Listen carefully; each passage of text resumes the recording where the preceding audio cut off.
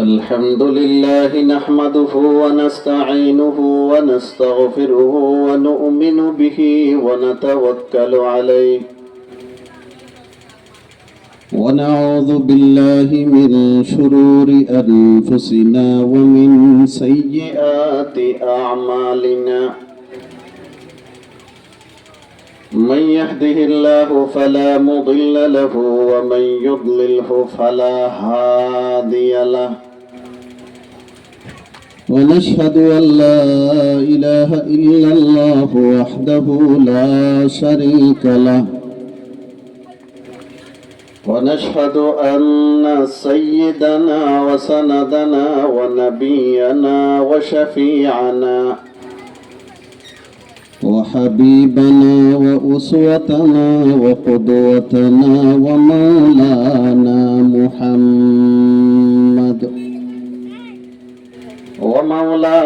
محمدا عبده ورسوله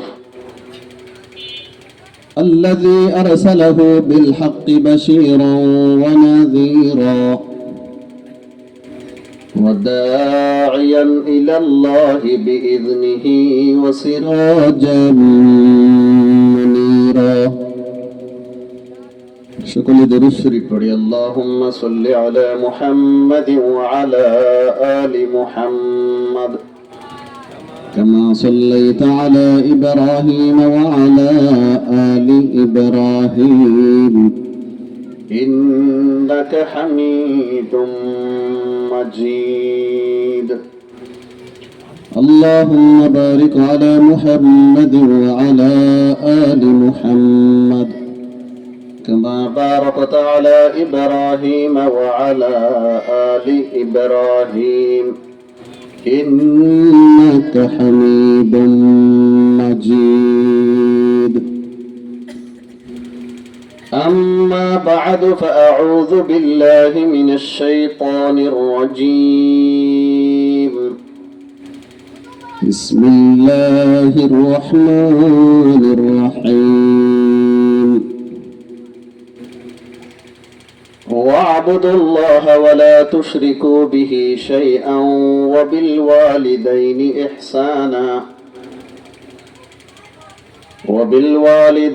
إحسانا وبذي القربى واليتامى والمساكين والجار ذي القربى والجار الجنب والصاحب بالجنب وابن السبيل وما ملكت أيمانكم إن الله لا يحب من كان مختالا فخورا وقال سيدنا رسول الله صلى الله تعالى عليه وسلم من كان يؤمن بالله واليوم الآخر فليحسن إلى جاره أو كما قال النبي عليه الصلاة والسلام وقال رسول الله صلى الله تعالى عليه وسلم إن صلة الرحم محبة في الأهل مثرات في المال منسأة في الأثر أو كما قال النبي عليه الصلاة والسلام فرد صمد عن صفة الخلق بريء رب أزلي خلق الخلق كمالا لا ضد ولا ند ولا حد لمولاه الآن كما كان ولم يلق زوالا لا مثل ولا شبه ولا كفو لمولاه لا مثل ولا شبه ولا كفو لمولاه لا ولد ولا والد لا عم وخالا لا ولد ولا والد لا عم وخالا لا إله إلا الله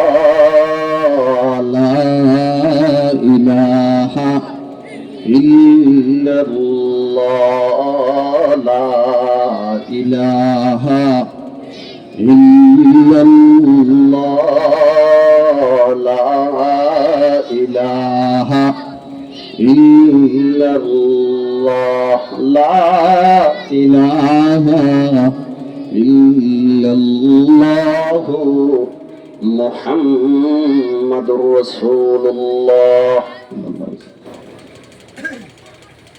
শ্রদ্ধেয় সভাপতি, মঞ্চ উপবিষ্ট উলামায়ে কেরাম, উপস্থিত সর্বস্তরের মুসলমান ভাইয়েরা,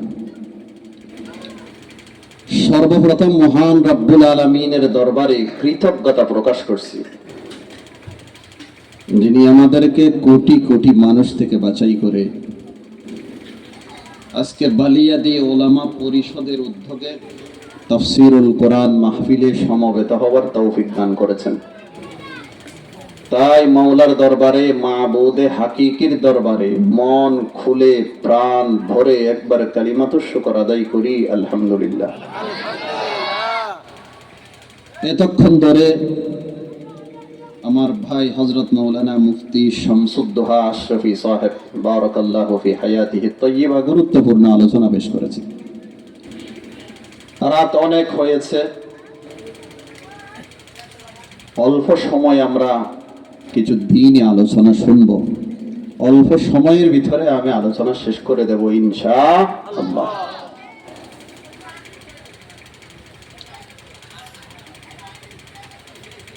আমি যে আয়াত আপনাদের সম্মুখে তিলাওয়াত করেছি, আমার তিলাওয়াতকৃত আয়াতে মহান রব্বুল আলামিন সুন্দর সমাজ গঠনে ইসলামের কি ভূমিকা, সেই ভূমিকা পেশ করেছে।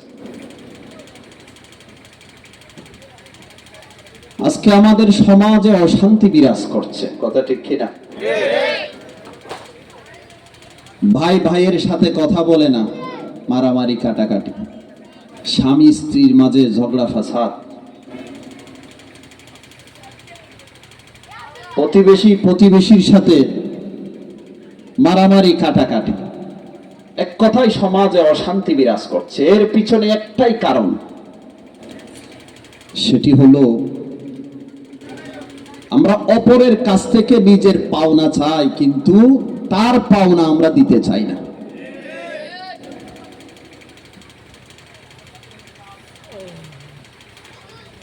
আপনার কাছ থেকে আমার যেটা পাওনা আছে সেটা আমি নিতে চাই, কিন্তু আপনি যে আমার কাছ থেকে পাবেন সেটা আমি দিতে চাই না। ভিন্ন ভাষায় হকদারের হক আদায় না করার কারণে আজকে সমাজের মধ্যে অশান্তি বিরাজ করছে। সন্তানেরা যদি মা বাবার হক আদায় করত, মা বাবারা যদি সন্তানের হক আদায় করত, আমরা বান্দারা যদি আল্লাহর হক আদায় করতাম ঠিক মতে, প্রতিবেশী যদি প্রতিবেশীর হক আদায় করত, মালিক যদি কর্মচারীর হক আদায় করত, কর্মচারী যদি মালিকের হক আদায় করত, স্বামী যদি স্ত্রীর হক আদায় করত, স্ত্রী যদি স্বামীর হক আদায় করত, এই সমাজে আর কোনো অশান্তি থাকতো না। আমার তিলাওয়াতকৃত আয়াতে মহান রব্বুল আলামিন 8টি হকের কথা বর্ণনা করেছে। কতটি হক? 8টি হক। শুনতে রাজি আছেন? ওয়াজের ফাঁকে ফাঁকে কারা কারা উঠে যাবেন একটু হাত তুলে দেখান তো।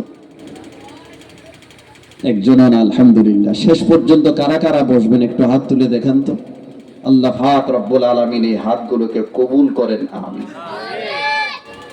কতটি হকের কথা আল্লাহ পাক রব্বুল আলামিন বর্ণনা করেছেন? 8টি হকের কথা। আমার আলোচনা চলবে 8টির উপর। কোন ভূমিকা পেশ না করে মূল আলোচনা শুরু করতে চাই। মহান রব্বুল আলামিন ইরশাদ করেন, ওয়া'বুদুল্লাহ ওয়া লা তুশরিকু বিহি শাইআ। এই 8টি হকের মধ্যে প্রথম হক হলো আল্লাহর হক, আর বাকি 7টি হক হলো বান্দার হক। আল্লাহর হক কি? আল্লাহ তাআলা বলেন, তোমরা আল্লাহর ইবাদত করো, আল্লাহর সাথে কোনো জিনিসকে পার্টনার বানাইও না। ইবাদত করব কার? আল্লাহ। ইবাদত কাকে বলে? আল্লাহর হুকুম মুহাম্মদুর রাসূলুল্লাহ সাল্লাল্লাহু আলাইহি ওয়াসাল্লামের তরিকা অনুযায়ী করার নাম হলো ইবাদত। ইবাদত শুধু নামাজের মধ্যে সীমাবদ্ধ নয়, রোজার মধ্যে সীমাবদ্ধ নয়, হজের মধ্যে সীমাবদ্ধ নয়, যাকাতের মধ্যে সীমাবদ্ধ নয়। রাত দিন 24 ঘন্টা যা কাজ আপনি করেন যদি মুহাম্মদুর রাসূলুল্লাহর তরিকা অনুযায়ী হয়, সেটি ইবাদতে গণ্য হয়ে যাবে। এমনকি দুনিয়ার কাজে যদি আপনি রাসূলুল্লাহর তরিকা অনুযায়ী করেন, তখন দুনিয়াও দিন হয়ে যায়, দুনিয়াও দিন হয়ে যায়। পেশাব পায়খানা করা দুনিয়ার কাজ, কিন্তু আপনি যদি বাথরুমে বাম পাও দিয়ে যদি ঢুকেন আর ডান পাও দিয়ে যদি বের হন, ঢুকার সময় একটা দোয়া আছে, বের হওয়ার সময় একটা কি আছে, দোয়া আছে। এই পদ্ধতি অনুযায়ী যদি আপনি বাথরুমের কাজ সারেন, সেটাও আল্লাহর কাছে ইবাদতে গণ্য হয়ে যাবে। ব্যবসা করা দুনিয়ার কাজ, কিন্তু মুহাম্মদুর রাসূলুল্লাহর তরিকা অনুযায়ী যদি ব্যবসা করেন, সেই ব্যবসাও আল্লাহর দরবারে ইবাদত হিসেবে গণ্য হয়ে যাবে। মুহাম্মদুর রাসূলুল্লাহর তরিকা কি? সততার সহিত ব্যবসা করা, আমানতদারির সহিত ব্যবসা করা, ব্যবসা করার সময় কাস্টমারের সাথে মিথ্যা কথা না বলা, মিথ্যা শপথ না করা, ধোঁকাবাজি না করা। হাদিস শরীফে আছে, আল্লাহর রাসূল বলেন, ক্বালা রাসূলুল্লাহ সাল্লাল্লাহু আলাইহি ওয়াসাল্লাম, আত-তাজিরুস সাদুকুল আমিন মা'আন নাবিয়্যিন ওয়াস-সিদ্দীকিন ওয়াশ-শুহাদা, আও কামা ক্বালা আন-নাবিয়্যু আলাইহিস সালাতু ওয়াস-সালাম। আল্লাহর রাসূল বলেন, সত্যবাদী আমানতদার ব্যবসায়ী, তাদের হাসর হবে নবীগণের সাথে, শহীদগণের সাথে, সিদ্দিকগণের সাথে। যেমন ব্যবসায়ী, সত্যবাদী ব্যবসায়ী, আমানতদার ব্যবসায়ী, এদের হাসর হবে সিদ্দিকগণের সাথে, নবীগণের সাথে, শহীদগণের সাথে। তাহলে দুনিয়ার কাজও যদি আপনি মুহাম্মদুর রাসূলুল্লাহর তরিকা অনুযায়ী করেন, সেটাও ইবাদতে গণ্য হয়ে যায়। আল্লাহ বলেন, ওয়াবুদুল্লাহ ওয়া লা তুশরিকু বিহি শাইআ, তোমরা আল্লাহর ইবাদত করো, আল্লাহর সাথে কোনো জিনিসকে অংশীদার করো না। এটাকে আমরা সহজ ভাষায় বলি শিরিক গুনাহ করা। শিরিক গুনাহ করা হালাল না হারাম? শিরিক কাকে বলে? আল্লাহ তাআলার সত্তা এবং গুণাবলীর মধ্যে আল্লাহর সাথে গায়রুল্লাহকে অংশীদার করার নাম শিরিক। আল্লাহর সত্তা এবং গুণাবলীর মধ্যে আল্লাহর সাথে গায়রুল্লাহকে পার্টনার বানানোর নাম শিরিক। আপনি আল্লাহকেও মানলেন, চন্দ্র, সূর্য, ওলি, গাউস, কুতুব, আবদাল, এদেরকেও আল্লাহর সমতুল্য মনে করলেন, এটা হলো শিরিক বিজাত, তার মানে সত্তাগত শিরিক। এটি কি জায়েজ? হালাল? হারাম, কবিরা গুনাহ। কোন মানুষ যদি শিরিক গুনাহ মাথায় নিয়ে মারা যায়, তাওবা করা ব্যতীত চিরস্থায়ী জাহান্নামী। পবিত্র কোরআনে আল্লাহ তাআলা ইরশাদ করেছেন, ইন্নাহু মান ইউশরিক বিল্লাহি ফাকাদ হারামাল্লাহু আলাইহিল জান্নাহ ওয়া মাওয়াহুন নার ওয়া মা লিয-যালিমিনা মিন আনসার। যে ব্যক্তি আল্লাহর সাথে গায়রুল্লাহকে অংশীদার করবে, আল্লাহ পাক রব্বুল আলামিন তার জন্য জান্নাতকে হারাম করে দিয়েছে, তার ঠিকানা হলো জাহান্নাম। যেই ব্যক্তি আল্লাহর সাথে গায়রুল্লাহকে অংশীদার করলো, সেই গুনাহের মাধ্যমে নিজের উপর জুলুম করেছে। আল্লাহ বলেন, জালিমদের জন্য দুনিয়াতেও কোনো সহযোগী নেই, পরকালেও কোনো সহযোগী থাকবে না। আমাদের সমাজে শিরিক গুনাহকারী মানুষ কি নাই? না, অনেক আছে, অনেক। আপনি বলবেন, হুজুর, নবী রাসূল, গাউস, কুতুব, আবদাল, এদেরকে আল্লাহ মনে করে, সেরকম পাবলিকও কি বাংলাদেশে আছে? অনেক আছে। খাজা মুহাম্মদিয়ার দিওয়ানে মুহাম্মদি নামক কিতাবের 101 নম্বর পৃষ্ঠায় লিখেছে একটা বন্ড মৌলবী। কি লিখেছে? खुदा कहते हैं जिसको मुस्तफा मालूम होता है, खुदा कहते हैं जिसको मुस्तफा मालूम होता है, जिसे कहते हैं बंदा खुद खुदा मालूम होता है। এর অর্থ হলো, যিনি মুহাম্মদ মুস্তাফা সাল্লাল্লাহু আলাইহি ওয়াসাল্লাম, উনি হলেন আল্লাহ, যিনি আল্লাহ উনি হলেন মুহাম্মদ। আর একটু আসতে বলে নাউজুবিল্লাহ। আমাদের আল্লাহ আর নবী দুজন কি এক না ভিন্ন? ভিন্ন। এক কমবখ্ত মৌলবী বলে, যিনি মুহাম্মদ তিনি আল্লাহ, যিনি আল্লাহ তিনি মুহাম্মদ। দিওয়ানে মুহাম্মদি নামক কিতাবের 103 নম্বর পৃষ্ঠায় লিখেছে, बजाते थे जो इन्नी अब्दुहु की बांसुरी हरदम, बजाते थे जो इन्नी अब्दुहु की बांसुरी हरदम, खुदा के अर्श पर इन्नी अनल्लाह बन के निकलेगी, खुदा के अर्श पर इन्नी अनल्लाह बन के निकलेगी। যিনি সারা জীবন ইন্নি আব্দুল্লাহ বলে বলে বাঁশি বাজাইছে, ইন্নি আব্দুল্লাহ মানে আমি আল্লাহর বান্দা। বলুন তো আমাদের নবী জীবনে কোনোদিন আল্লাহ দাবি করেছে? সারা জীবন বলেছে আমি আল্লাহর বান্দা, আমি আল্লাহর দাস, আমি আল্লাহর গোলাম। এক কমবখ্ত মৌলবী বলে যিনি সারা জীবন নিজেকে ইন্নি আব্দুল্লাহ বলেছে, আমি আল্লাহর গোলাম, আল্লাহর বান্দা বলেছে, আল্লাহর আরশে গিয়ে দেখি তিনি আল্লাহ। তার মানে যিনি মুহাম্মদ তিনি আল্লাহ। নাউযুবিল্লাহ। এগুলো তো উর্দু ভাষায়, আমাদের বাংলা ভাষায়ও আছে। আউয়াল আখির তুমি, জাহির বাতিন তুমি। আল্লাহর এক ওলিকে লক্ষ্য করে বলতেছে আউয়াল আখির তুমি, জাহির বাতিন তুমি। কেউ বলে মুস্তাফা তুমি, কেউ বলে হুবহু খোদা। আসতে বলে নাউযুবিল্লাহ। হুয়াল আউয়াল হুয়াল আখির হুয়াল জাহির হুয়াল বাতিন। এই গুণগুলো রিজার্ভ কেবলমাত্র কার জন্য? আল্লাহর জন্য। পীর সাহেবকে লক্ষ্য করে বলে আল্লাহর গুণে আপনি গুণান্বিত। কেউ আপনাকে মুহাম্মদ বলে, কেউ আপনাকে হুবহু আল্লাহ বলে। আরেকজন পীর সাহেবকে লক্ষ্য করে বলতেছে আহাদ আহমদ তুমি, বড় ফিরে বাক্তা তুমি, শেষকালেতে জাহির হইলা ভান্ডারের মাজারে তুমি। আহাদ মানে আল্লাহ, আহমদ মানে মুহাম্মদ মুস্তাফা সাল্লাল্লাহু আলাইহি ওয়াসাল্লাম। পীর সাহেবকে লক্ষ্য করে বলতেছে আপনি আল্লাহ, আপনি মুহাম্মদ, আপনি বাগদাদ শরীফের বড় পীর আব্দুল কাদের জিলানীও। এতদিন পর্যন্ত আপনি আত্মগোপন করেছিলেন, শেষ জামানায় আপনি ভান্ডার শরীফে আত্মপ্রকাশ করেছেন।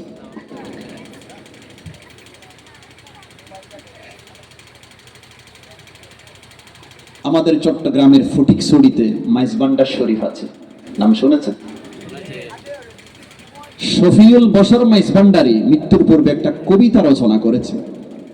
আর কিছু দন সাইনা মৌলা তুমি যাইতে সঙ্গে নিও, আমারও মরণ কালে তুমি আসি দেখা দিও, আমারও মরণ কালে ভোর বেলা বাজায়ো ভাই, দোয়া কালিমার দরকার নাই বাবা জানের দয়া চাই।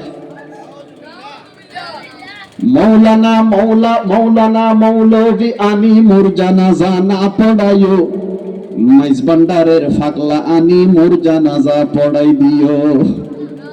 হাট বাজারের কাপড় আনি মোর কাফন না পড়াইও, মাইজ ভান্ডারের ফাটাতে না মোর কাফন পড়াই দিও। ভান্ডারের নাম দরবার শরীফ, ভান্ডারের নাম দরবার শরীফ, হরে নরে করে তারিফ। কেউ বলে মদিনা শরীফ, কেউ বলে খানায়ে কাবা। ভান্ডার শরীফ কেউ বলে মদিনা শরীফ, কেউ বলে খানায়ে কাবা। এগুলো নাকি মারেফতের গান। মারেফত নয়, মারেফত, মারেফত। সঠিক পথ যেটা আছে সেটাকে ধ্বংস করা যায় এই সমস্ত গানগুলো। এটা কি মারেফত না মারেফত? মারেফত। ওয়াবুদুল্লাহ ওয়া লা তুশরিকু বিহি শাইআ। তোমরা এক আল্লাহর ইবাদত করো, আল্লাহর সাথে কোনো জিনিসকে অংশীদার করো না। শিরক কাকে বলে? আল্লাহর সত্তা এবং গুণাবলীর মধ্যে আল্লাহর সাথে গায়রুল্লাহকে অংশীদার করার নাম শিরক। আল্লাহ তাআলার গুণসমূহ থেকে একটি গুণ হলো আল্লাহ কদির, সর্বশক্তিমান। ইন্নাল্লাহা আলা কুল্লি শাইইন কদির। সর্বশক্তিমান কে? আল্লাহ। লাভ ক্ষতির মালিক কে? আল্লাহ। আপনি ঘর থেকে বের হলেন, গাছে একটা পেঁচা দেখলেন। এই কুরসমটা আমাদের সমাজে আছে। মানুষ যখন ঘর থেকে বের হওয়ার পর গাছে পেঁচা দেখে তখন বলে যে হ্যাঁ কুসুয়াত লেগে গেছে। আজকে আমি স্বর্ণ ধরলেও সেটা ছাই হয়ে যাবে। অশুভ লেগে গেছে, কুনক্কন লেগে গেছে। পেঁচা কি মানুষের লাভ ক্ষতির মালিক? না। রাতে যখন কুকুর কেউ কেউ করে, মানুষ বলে যে আমাদের ঘরে মনে হয় কোনো মুসিবত আসবে, কেউ মনে হয় মারা যাবে, মনে হয় আমাদের আত্মীয় স্বজনের মধ্যে কেউ মারা যাবে। অন্যথায় কুকুর এইভাবে কেউ কেউ করছে কেন? হায়াত মওতের মালিক কি কুকুর? না। সন্তান দেওয়ার মালিক কে? তাহলে আপনি পীরের দরবারে গিয়ে সন্তান চান কেন? পীরেরা কি সন্তান দিতে পারে?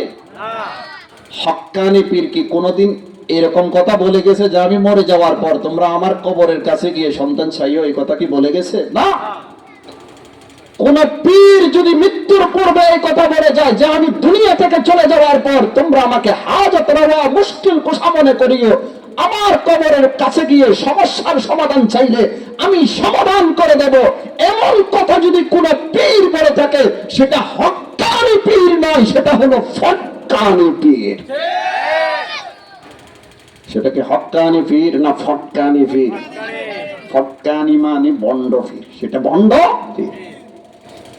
বলুন তো, পীর সাহেব দুনিয়া থেকে যখন চলে গেছে, তার দুই চোখগুলো খোলা ছিল, নিজে নিজে বন্ধ করেছে না আমরা বন্ধ করে দিয়েছি? আমরা বন্ধ করে দিয়েছি। গোসল নিজেরটা নিজে করেছে না আমরা গোসল করাই দিছি? কাফন নিজেরটা নিজে পরিধান করেছে না আমরা পরাই দিছি? খাটিয়াতে নিজে নিজে উঠেছে না আমরা তুলে দিছি? নিজের জানাজা নিজে পড়েছে না আমরা পড়ে দিছি? কবরে নিজের কবরে নিজে নেমেছে না আমরা নেমে দিয়েছি? সব তো আমরাই করলাম। মৃত্যুর পর থেকে কবরে যাওয়ার আগ মুহূর্ত পর্যন্ত 7-8 ঘন্টা দুনিয়াতে ছিল, কথা ঠিক কিনা? বলুন তো, সিনায় হাত রেখে এই পীর সাহেব একটা কাজও কি করতে পেরেছে? তার সমস্ত কাজ আপনার কাঁধের উপর তুলে দিয়েছে, আমার কাঁধের উপর তুলে দিয়েছে, কথা ঠিক কিনা? তাহলে এই পীর সাহেব কবরে যাবার পর তার 70 গুণ পাওয়ার থেকে আসলো যে সন্তান চাইলে সে সন্তান দিতে পারে। ছেলে চাইলে ছেলে দিতে পারে, মেয়ে চাইলে মেয়ে দিতে পারে, যা চান আপনি সব দিতে পারে। এই পাওয়ার তার কোত্থেকে আসলো? সে তো মরে যাওয়ার পর থেকে নিয়ে কবরে যাওয়ার আগ পর্যন্ত তার একটা কাজও করতে পারে নাই। সব কাজের দায়িত্ব আমার কাঁধে আর আপনার কাঁধে তুলে দিয়েছে, কথা ঠিক কিনা?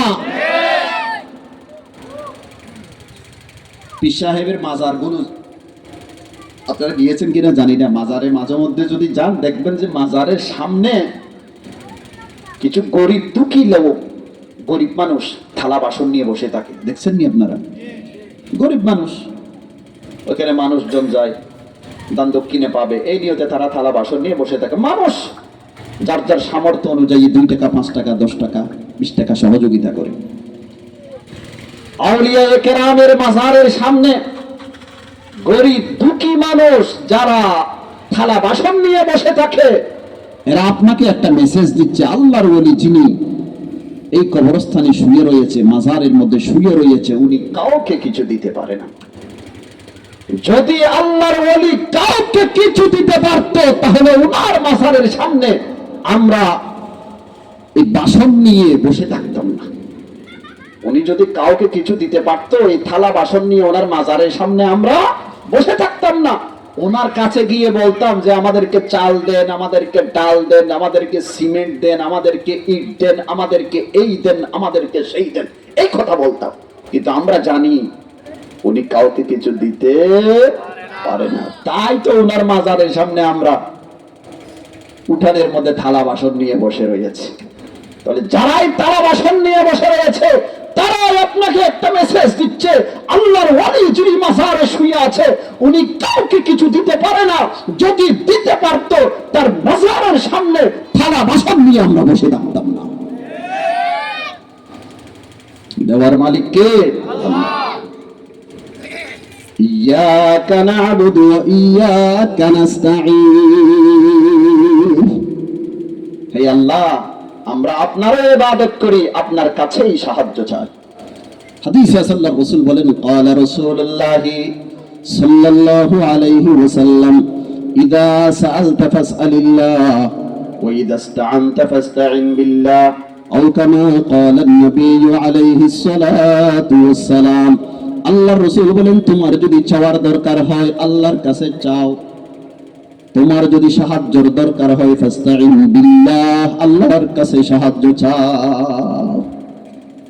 সাহায্যের মালিক আল্লাহ, সব সমস্যার সমাধানের মালিক। আমাদের অনেক শিক্ষার্থীরা আছে, তারা যখন এক্সাম কাছায়, পরীক্ষা যখন একেবারে ঘনিয়ে আসে, তখন মাজারে যায়, গিয়ে বলে, বাবা আমি অনেক দূর থেকে আইছি, আমাকে একটু ফাঁস করাই দিও, আমাকে একটু কি করাই দিও, ফাঁস করাই দিও।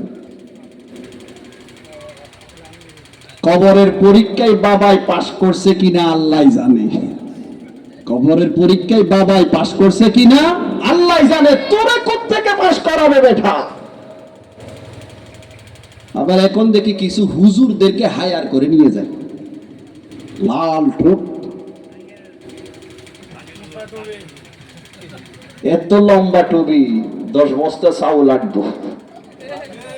হুজুরে গিয়া বলে, বাবা শিক্ষার্থীদেরকে নিয়ে আইছি আপনার কদমে হাজিরা দেওয়ার জন্য, সামনে তাদের পরীক্ষা, আপনি একটু তাওয়াজ্জু দিয়েন, তাওয়াজ্জু দিলে এরা পরীক্ষায় পাশ করবে। নাউজুবিল্লাহ বলবেন না। ফাঁস ফেলের মালিক কি বাবা না আল্লাহ?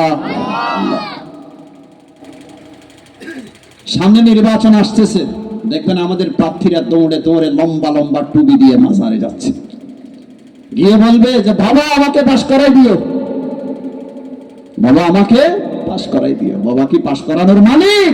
যিনি মালিক সে সাথে উঠে তাকে বলো আল্লাহ আমাকে পাশ করার তৌফিক দান করেন।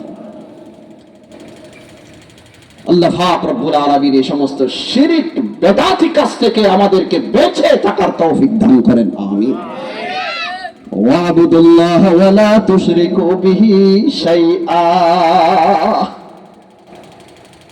8টি হকের মধ্যে একটি হক আপাতত শেষ করলাম, এটি অনেক লম্বা, দীর্ঘ সময়ের দরকার। আল্লাহর ইবাদত করো, আল্লাহর সাথে কোনো জিনিসকে পার্টনার বানাইও না।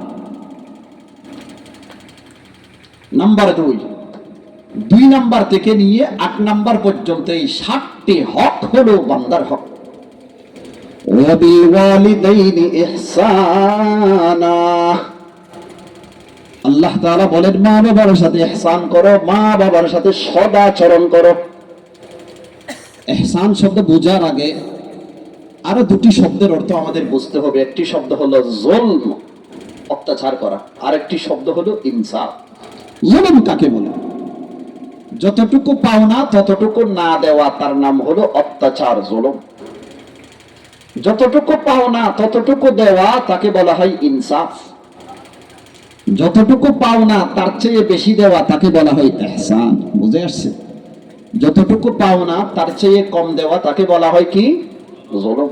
আপনি আমার কাছ থেকে 10 টাকা পাইতেন, আমি দিলাম 8 টাকা, আর বললাম বাকি 2 টাকা দেব না, ফাট যা, তার মানে আমি আপনার উপর জুলুম করেছি। আপনি আমার কাছে 10 টাকা পাইতেন, আমি আপনাকে 10 টাকাই দিলাম, এটাকে বলা হয় ইনসাফ। আপনি আমার কাছে 10 টাকা পাইতেন, আমি 10 টাকা তো দিলাম, সাথে আরো 2 টাকা বাড়তি দিলাম খুশি হয়ে, এটাকে বলা হয় ইহসান। আল্লাহ পাক রব্বুল আলামিন বলেন মা বাবার সাথে ইহসান করো, তার মানে জুলুম করার তো কোনো প্রশ্নই আসে না।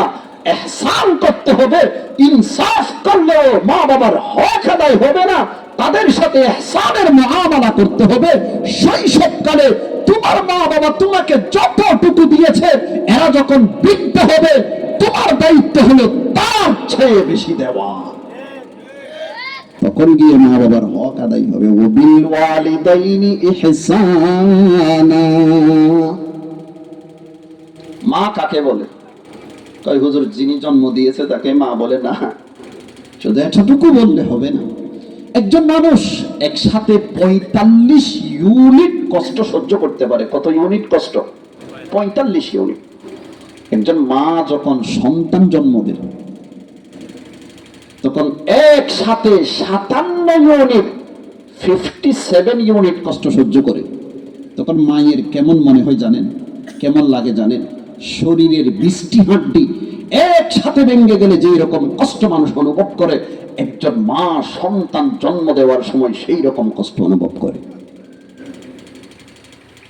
আমার যুবক ভাইয়েরা, এবার মায়ের সাথে আমরা বেয়াদবি কিভাবে করি?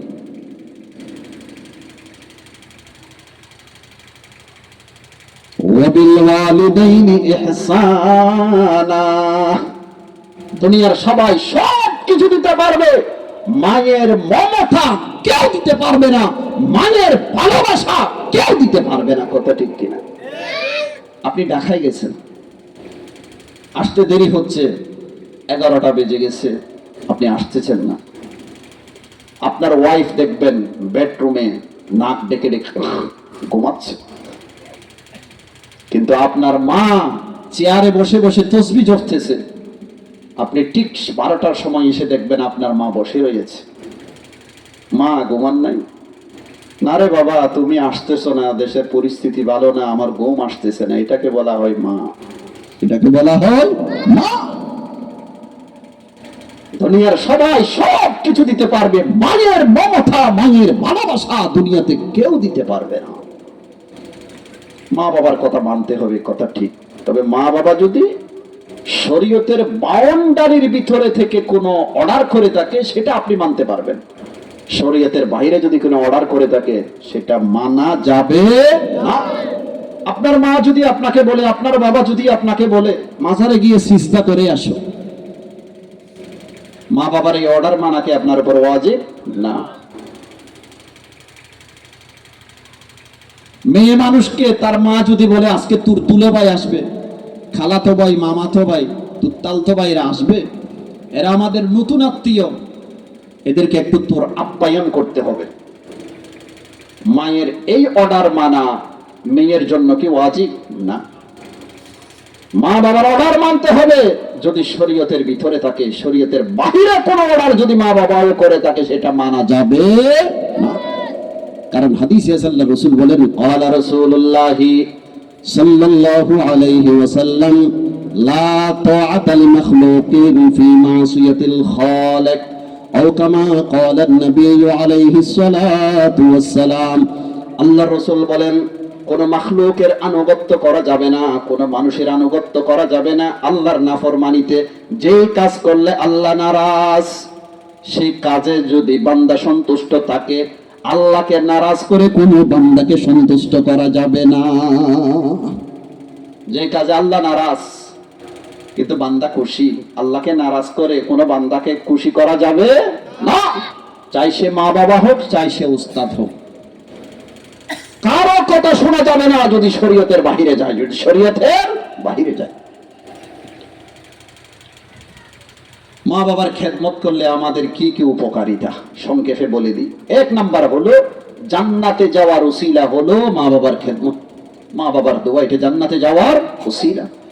এক হাদিসে আছে হযরত আবু উমামা রাদিয়াল্লাহু তাআলা আনহু থেকে বর্ণিত, উনি বলেন, আন্না রাজুলান ক্বালা ইয়া রাসূলুল্লাহ মা হাক্কুল ওয়ালিদাইনি আলা ওয়ালাদিহিমা, ক্বালা হুমা জান্নাতুকা ওয়া নারুক, আও কামা ক্বালা an-নবী আলাইহিস সালাতু ওয়াস সালাম। এক ব্যক্তি নবীজির দরবারে এসে বললেন, ইয়া রাসূলুল্লাহ, সন্তানের উপর মা বাবার অধিকার কি? আল্লাহর রাসূল বলেন, তোমার মা বাবা তোমার জন্য জান্নাত, তোমার মা বাবা তোমার জন্য জাহান্নাম। ঘরে মা বাবা আছে মানে জান্নাত আছে, ঘরে মা বাবা আছে মানে জাহান্নাম আছে। মা বাবা থাকা মানে জান্নাত থাকা, মা বাবা থাকা মানে জাহান্নাম থাকা। এর অর্থ হলো মা বাবার খেদমত করো, তাদের সাথে সদাচরণ করো, তাদের সুখ শান্তির প্রতি লক্ষ্য রাখো। তোমার এই আমলটা তোমাকে জান্নাতের বাগান পর্যন্ত পৌঁছাইয়া দিবে। আর তাদের যদি নাফরমানি করো, তাদের অবাধ্য সন্তান যদি হও, এমন কোন আচরণ যদি করো যে আচরণের কারণে তাদের চক্ষু দিয়ে ঝরঝর করে পানি আরম্ভ হয়, এমন আচরণ যদি করে থাকো, তোমার আমলটাই তোমাকে জাহান্নামের গর্ত পর্যন্ত পৌঁছিয়ে দিবে। এই কথাটাকে আমার নবী মুহাম্মদুর রাসূলুল্লাহ সাল্লাল্লাহু আলাইহি ওয়াসাল্লাম দুটি শব্দ দিয়ে বুঝিয়ে দিয়েছে, হুমা জান্নাতুকা ওয়া নারুক। তোমার মা বাবা তোমার জন্য জান্নাত, তোমার মা বাবা তোমার জন্য জাহান্নাম। ঘরে মা বাবা আছে মানে জান্নাত আছে, ঘরে মা বাবা আছে মানে জাহান্নাম। আরেক হাদিসে আছে আল্লাহ রাসূল বলেন মা বাবা হলো জান্নাতের মেইন গেট, জান্নাতের মেইন গেট। ফাইন শিইতা ফাআদিউ যালিকাল বাব আবিহফালহু, মনে চাইলে মেইন গেটকে রক্ষা করো, মনে চাইলে ভেঙে ফেলো। তার মানে তাদের খেদমত করলে মেইন গেট রক্ষা হবে, আর যদি খেদমত না করেন মেইন গেট ভেঙে যাবে। খেদমত করে তাদের দোয়া নেব। তিন শ্রেণীর মানুষের দোয়া ব্যর্থ যায় না। এক নাম্বার হলো মাসলুমের দোয়া, যাদের উপর অত্যাচার করা হয়েছে তাদের দোয়া ব্যর্থ যায় না, যেটা আমরা গত বছর দেখেছি। মাসলুমের পানি কাকে বলে? আয-যুলমু সাআ ওয়াল আদলু ইলা কিয়ামিস সাআ, জুলুমের সময়সীমা হলো 1 ঘন্টা, আর ইনসাফের সময়সীমা হলো কিয়ামত পর্যন্ত। জুলুম আল্লাহ বরদাস্ত করে না। মাজলুমের দোয়া আল্লাহর দরবারে ব্যর্থ যায় না। 2 নাম্বার মুসাফিরের দোয়া, 3 নাম্বার হলো মা বাবার দোয়া। হাদিসে আল্লাহর রাসূল বলেন ক্বালা রাসূলুল্লাহ সাল্লাল্লাহু আলাইহি ওয়াসাল্লাম সালাতু দাওয়াতিন মুস্তাজাবাত লা শাক্কা ফীহিন্না দাওয়াতুল ওয়ালিদি ওয়া দাওয়াতুল মুসাফিরি ওয়া দাওয়াতুল মাজলুম আও কামা ক্বালা an-নবী আলাইহিস সালাতু ওয়াস সালাম। আল্লাহর রাসূল বলেন 3 শ্রেণীর মানুষের দোয়া ব্যর্থ যায় না। যে রকম দোয়া করে বান্দা, 3 শ্রেণীর মানুষ যে রকম দোয়া করে সেই রকম দোয়া আল্লাহ কবুল করেন। নেক দোয়া করলেও আল্লাহ কবুল করেন, বদ দোয়া করলেও আল্লাহ কবুল করেন। 1 নাম্বার হলো নির্যাতিত ব্যক্তির দোয়া, 2 নাম্বার হলো মুসাফিরের দোয়া, 3 নাম্বার হলো মা বাবার দোয়া। মা বাবাদের খেদমত করে কারা কারা দোয়া নেব একটু হাত তুলে দেখান তো। মাশাআল্লাহ, আল্লাহ এই হাতগুলোকে কবুল করেন, আমিন। এই ওয়াজ শুনে যদি কিছু শ্রোতারা আজকে থেকে মা বাবার খেদমতে যদি নিয়োজিত হয়, এই ওয়াজটা সফল। এক সাহাবী রাসূলের দরবারে আসলেন, এসে বললেন ইয়া রাসূলুল্লাহ, জিহাদে যেতে চাই, রণাঙ্গনে যেতে চাই। আল্লাহর রাসূল বলেন হাইয়ুল ওয়ালিদা, তোমার মা বাবা কি বেঁচে আছে? সাহাবী বলল ইয়া রাসূলুল্লাহ বেঁচে আছে। আল্লাহর রাসূল বলেন ফাফিহিমা ফাজাহিদ, জিহাদে যাওয়ার দরকার নেই, মা বাবার খেদমত করো, আল্লাহ তোমাকে জিহাদের সওয়াব দান করে। আরেকজন এসে বললেন ইয়া রাসূলুল্লাহ, গাঁটটি নিয়ে ঘর থেকে বের হয়ে গেছি রণাঙ্গনে যাওয়ার জন্য, আমার মা চিল্লায়া চিল্লায়া কান্না করছে ইয়া রাসূলুল্লাহ। মা চিন্তা করতেছে রণাঙ্গন থেকে মনে হয় আমার সন্তান আর ফিরে আসবে না। ইয়া রাসূলুল্লাহ, ঘর থেকে যখন বের হয়ে গেলাম আমার মা কান্না করতেছে, আপনার কাছে মশওয়ারা চাইতেছি, আমি কি রণাঙ্গনে যাব? আল্লাহর রাসূল বলেন তোমার মা বাপ দুজন কি বেঁচে আছে? কই ইয়া রাসূলুল্লাহ, আমার শুধু একজন বুড়ো মা বেঁচে আছে।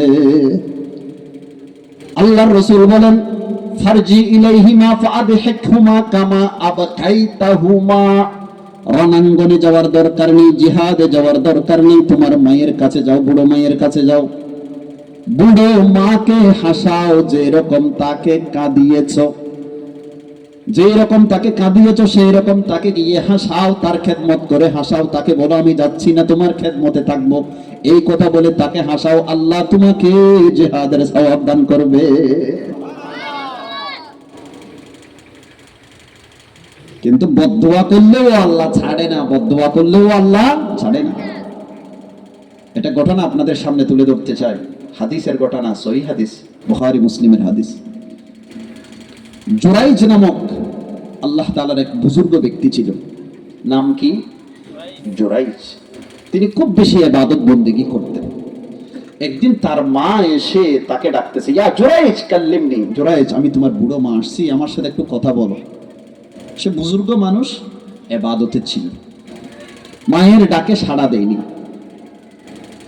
মা চলে গেছে, দ্বিতীয় দিন আবার আসছে, আয়েশা বলে জুরাইজ কাল্লিমনি, আমি তোমার বুড়ো মা, আমার সাথে একটু কথা বলো। জুরাইজ দ্বিতীয় দিনও ইবাদতে ছিল, মায়ের সাথে কথা বলেনি, মা চলে গেছে। এখানে একটা শরীয়তের মাসালা আছে, মাসালা হলো মা বাবা যদি সন্তানকে ডাক দেয় আর সন্তান যদি নামাজরত অবস্থায় থাকে, সেটা যদি নফল নামাজ হয় তাহলে নামাজ ভেঙ্গে ফেলা জায়েজ। মা বাবার ডাকে সাড়া দেওয়ার জন্য নামাজ ভেঙ্গে ফেলা জায়েজ। জুরাইজ নফল নামাজ পড়া অবস্থায় ছিল, কিন্তু মায়ের ডাকে সাড়া দেয়নি। একে একে মা 2 দিন চলে গেছে, তৃতীয় দিন আবার আসছে। আয়েশা বলে, জুরাইজ, আমি তোমার বুড়ো মা, আমার ডাকে একটু সাড়া দাও, তোমার সাথে কিছু কথা আছে। তৃতীয় দিনও জুরাইজ মায়ের ডাকে সাড়া দেয় নাই। বুড়ো মানুষ তো, মাথার টেম্পার খারাপ হয়ে গেছে, রাগ উঠে গেছে। একে একে 3 দিন আসলাম, সে আমার কথার কোনো উত্তর দিল না। সাথে সাথে মা বদদোয়া করে ফেলেছে, আল্লাহুম্মা লা তুমিতহু হাত্তা ইয়ানজুরা ইলা উজুহিল মুমিসাত। হে আল্লাহ, জুরাইজকে তুমি মৃত্যু দিও না যতক্ষণ পর্যন্ত সে বেশ্যা মহিলার চেহারা না দেখে। বেশ্যা মহিলা দিয়ে তাকে বেইজ্জত করে, লাঞ্ছিত করে, তারপর তাকে মৃত্যু দিও। দোয়া করেছে না বদদোয়া করেছে? বদদোয়া। আল্লাহর আরশ কেঁপে উঠেছে। এক বেশ্যা মহিলা জুরাইজের কাছে আসলো, আয়েশা কুপ্রস্তাব দিয়েছে, জিনা ব্যভিচারের প্রস্তাব দিয়েছে। জুরাইজ বলে, আস্তাগফিরুল্লাহ, লা হাওলা ওয়ালা কুওয়াতা ইল্লা বিল্লাহ, এই অন্যায় কাজ তো আমি করতে পারবো না, যাও যাও যাও। ওই বেশ্যা মহিলা জুরাইজের কাছে সুযোগ না পেয়ে একটা রাকালের কাছে গেছে। রাকাল তো বুঝেন, গরু চড়ায়, ছাগল চড়ায়। ওই রাকালের কাছে গিয়ে কুপ্রস্তাব দিয়েছে, জিনা ব্যভিচারের প্রস্তাব দিয়েছে। রাকাল তো রাকাল, রাকাল তো রাকাল, সে সুযোগ পাইছে এই মেয়ের সাথে অন্যায় কাজ করেছে। এরপর এই বেশ্যা মহিলা গর্বিতা হয়েছে। কিছুদিন পর বাচ্চা যখন দুনিয়াতে আসলো, এলাকার লোকজন জিজ্ঞাসা করলো, এই বাচ্চাটা কার? কার কাছে জিজ্ঞাসা করেছে? বেশ্যা মহিলার কাছে। বেশ্যা মহিলা কি উত্তর দিয়েছে? হাদা মিন জুরাইজ। সে উত্তর দিয়েছে, এই বাচ্চাটা হলো জুরাইজের। বলুন তো, এই বাচ্চাটা কি জুরাইজ থেকে হয়েছে না রাখাল থেকে হয়েছে? নাম দিয়েছে কার? জুরাইজের। এলাকার লোকজন এসে জুরাইজের গির্জাটা ভেঙে দিয়েছে, তাকে টেনে হেসড়ে বের করে উত্তম মাধ্যম দিয়ে একেবারে ফুলুটি বানাই ফেলছে। বেগুন ভর্তা। জুরাইজ বলল, ভাই কি হয়েছে আমাকে বলেন, আমার অপরাধ থেকে। আরে কি অপরাধ, মানে এত দাড়ি টুপি, আমরা খুব ভালো মানুষ মনে করছি, তুই যে তলে তলে এই কাজ করছ আমরা তো জানি না। জুরাইজ বলল, ভাই একটু শুনতে চাই, কি হয়েছে একটু বলো। ওই আপনি অমুক মেয়ের সাথে জিনা করেছেন, বাচ্চা হয়েছে, সে বলেছে এই বাচ্চাটা তোর। জুরাইজ চিন্তায় পড়ে গেছে, এখন যদি বলি এই বাচ্চাটা আমার না, আমি তার সাথে অন্যায় কাজ করি নাই, এই গুন্ডারা আমার কথা শুনবে না। কারণ এই মেয়েটা বলেছে বাচ্চাটা কার থেকে হয়েছে? জুরাইজ থেকে হয়েছে, এরা তো আমার কথা শুনবে না। কিন্তু সম্মান দেওয়ার মালিক কে? আল্লাহ। সে বলল, আচ্ছা ঠিক আছে, বাচ্চাটাকে নিয়ে আসো। আনলো। আমাকে 2 রাকাত নফল নামাজ পড়ার সুযোগ দেন। এটি হাদিসের ঘটনা, বুখারী মুসলিমের হাদিস। আমাকে 2 রাকাত নফল নামাজ পড়ার সুযোগ দেন। ঠিক আছে, পড়েন। পড়লো। পড়ার পর আল্লাহর কাছে দোয়া করছে, আল্লাহ, ইজ্জত দেওয়ার মালিক আপনি। আমি যদি এখন বলি এই বাচ্চাটা আমার না, এরা আমার কথা বিশ্বাস করবে না, কিন্তু আমার এতটুকু বিশ্বাস আছে, আপনি যদি আমাকে ইজ্জত দিতে চান, সম্মান দিতে চান, যে কোনো উপায়ে আপনি আমাকে সম্মান দিতে পারবেন। পারবে কিনা? আল্লাহ পারবে। এই কথা বলে জুরাইজ এই ছোট বাচ্চার পেটে একটা গুতা দিয়েছে, এইভাবে গুতা দিয়ে বলল, মান আবুকা ইয়া গোলাম, হে বাচ্চা, আমি জানি তোর কথা বলার ক্ষমতা নেই, কিন্তু আল্লাহ চাইলে তো পারে, তুই বল তোর মুখ দিয়ে তোর বাবাকে। একদিনের বাচ্চা কথা বলতে পারে না, কিন্তু উনি চাইলে পারেন। সাথে সাথে উত্তর দিয়েছে, ফুলানুম আর-রাঈ, আমার বাবা হলো অমুক রাখাল, আমার বাবা হলো অমুক রাখাল। সত্য কথা বলেছে না মিথ্যা কথা বলেছে? সত্য কথা বলেছে। যারা জুরাইজকে উত্তম মাধ্যম দিয়েছে, ফিতনা দিয়েছে, তারা জুরাইজের কাছে গিয়ে বললেন, হুজুর, আমরা তো অন্যায় করে ফেলেছি, আমাদেরকে মাফ করে দেন। যে গির্জাটা আমরা ভেঙে দিয়েছি, আপনি যদি অনুমতি দেন, সেই গির্জাটাকে আমরা স্বর্ণের গির্জায় পরিণত করে দেব, আপনি যদি একটু অনুমতি দেন। জুরাইজ বলেন, না, আইদুহু তুরাবান কামা কান, আগেও মাটির গির্জা ছিল, তোমরা পারলে মাটির গির্জায় পরিণত করে দাও, স্বর্ণের গির্জার দরকার নেই। জুরাইজ সম্মান পাইলেও পরে পেয়েছে, ফিতনা কিন্তু আগে খেয়ে ফেলেছে। কথা ঠিক কিনা? কিসের কারণে? মায়ের বদদোয়ার কারণে। ক্বালা রাসূলুল্লাহি সাল্লাল্লাহু আলাইহি ওয়াসাল্লাম, সালাতু দাওয়াতিন মুস্তাজাবাত, লা শাক্কা ফীহিন্না দাওয়াতুল ওয়ালিদি ওয়া দাওয়াতুল মুসাফির ওয়া দাওয়াতুল মাজলুম আও কামা ক্বালা নবী আলাইহিস সালাতু ওয়াস সালাম। আল্লাহর রাসূল বলেন, তিন শ্রেণীর মানুষের দোয়া ব্যর্থ যায় না। যে রকম দোয়া করে আল্লাহ তাআলা সেই রকম দোয়া কবুল করেন। এক নাম্বার হলো মা বাবার দোয়া, দুই নাম্বার হলো নির্যাতিত ব্যক্তির দোয়া, তিন নাম্বার হলো মুসাফিরের দোয়া। 8 হকের মধ্যে মাত্র 2 নাম্বার পর্যন্ত গেছি, সামনে চলবে। ওয়াবিল ওয়ালিদাইনি ইহসানা ওয়া বিযিল কুরবা। আল্লাহ তাআলা বলেন, নিকটতম আত্মীয় স্বজন যারা আছে তাদের সাথে ভালো আচরণ করো। নিকটতম আত্মীয় স্বজন যারা আছে তাদের সাথে কি করো? ভালো আচরণ করো। আপনার মা বাবা, আপনার নিকটতম আত্মীয়, দাদা দাদি, নানা নানি, ফুফু, খালা, ভাই বোন, চাচা, জেঠা, এগুলো আপনার নিকটতম আত্মীয়। তাদের সাথে ভালো আচরণ করতে বলেছে কে? আমরা কি তাদের সাথে ভালো আচরণ করি না? ভাতিজা সবাই সাথে কথা বলতেছে, চাচাকে দেখার সাথে সাথে মাথা নিচু করে ফেলেছে। চাচা যেটাও ভাতিজাকে দেখার সাথে সাথে মুখ ফিরিয়ে ফেলেছে।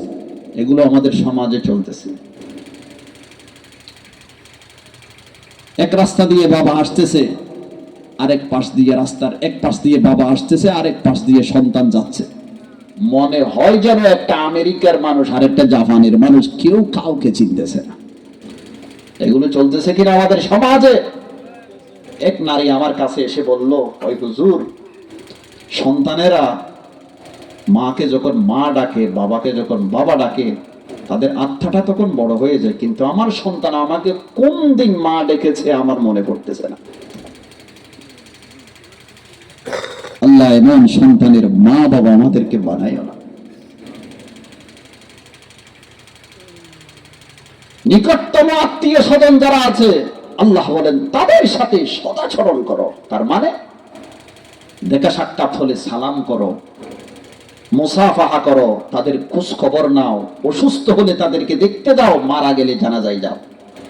এরা যদি মিসকিন হয় তাদেরকে সাদাকা করো। হাদিসে আল্লাহর রাসূল বলেন, ক্বালা রাসূলুল্লাহি সাল্লাল্লাহু আলাইহি ওয়াসাল্লাম, আস-সাদাকাতু আলাল মিসকিনি সাদাকা ওয়াস-সাদাকাতু আলা যির রাহিমি ইসনাতান সাদাকাতুন ওয়াসিলা আও কামা ক্বালা নবী আলাইহিস সালাতু ওয়াস সালাম। আল্লাহর রাসূল বলেন, সাধারণ গরিব মিসকিন যারা আছে তাদেরকে যদি আপনি 5 টাকা দেন, 10 টাকা দেন, এটা শুধু সাদাকা। এটা দিলে শুধু আপনি সাদাকার সওয়াব পাবেন। কিন্তু আপনার আত্মীয় স্বজন যারা আছে তাদের মধ্যে যারা গরিব, তাদেরকে যদি আপনি সহযোগিতা করেন তাহলে সাদাকার সওয়াবও পাবেন, আত্মীয়দের সাথে সুসম্পর্ক বজায় রাখার সওয়াবও পাবেন। এক গুলিতে 2 শিকার। আত্মীয়দের সাথে সুসম্পর্ক বজায় রাখা মানে সাক্ষাৎ হলে সালাম দেওয়া, হাসি মুখে সাক্ষাৎ করা। চাচা, জেঠা, বাবা, ভাই, বোন, মামা, খালা, ফুফু, ফুফুর জামাই, এদের সাথে যখন দেখা হবে হাসি মুখে সাক্ষাৎ করবেন। বাড়িতে সবাই কেমন আছে জিজ্ঞাসা করবে। কিন্তু আমাদের সমাজ অন্যরকম হয়ে গেছে। বাহিরের মানুষের সাথে কথাবার্তা বলে সব ঠিক আছে, সালাম দেওয়া, কিন্তু আত্মীয় স্বজনকে দেখলে চেহারা ফিরিয়ে ফেলে, মাথা নিচু করে ফেলে। আর থেকে মনোমালিন্য আছে সেজন্য। কিছু আত্মীয় স্বজন তো এমন আছে, কয় হুজুর নানার বাড়িতে কবে গেছি, নানা নানিকে কবে দেখছি, ফুফুকে কবে দেখছি, খালাকে কবে দেখছি, আল্লাহই জানে। এদের চেহারা শুদ্ধ বুঝলে গেছি হুজুর, না যাইতে না যাইতে এদের চেহারা সহ বুঝলে গেছে। ফখর করে বলতেছে, এটা তো বেটা দোষ, এটা তো কবিরা গুনাহ। আত্মীয়দের সাথে সম্পর্ক ছিন্ন করা, ক্যান্সেল করা, এটা তো কবিরা গুনাহ, এটা তো পাপ, এটা তো লুকানো দরকার ছিল। কিন্তু পুকুরের ঘাটে বৈশা বৈশা 2 আঙ্গুলের নাস্তা টাইনা টাইনা, 2 আঙ্গুলের নাস্তা বুঝেন তো, বিড়ি সিগারেট গেছি কবে মনে নাই। আল্লাহ রাসূল বলেন, ক্বালা রাসূলুল্লাহ সাল্লাল্লাহু আলাইহি ওয়াসাল্লাম, লা ইয়াদখুলুল জান্নাতা কাতিয়ু রাহিম আও কামা ক্বালা নবী আলাইহিস সালাতু ওয়াস সালাম।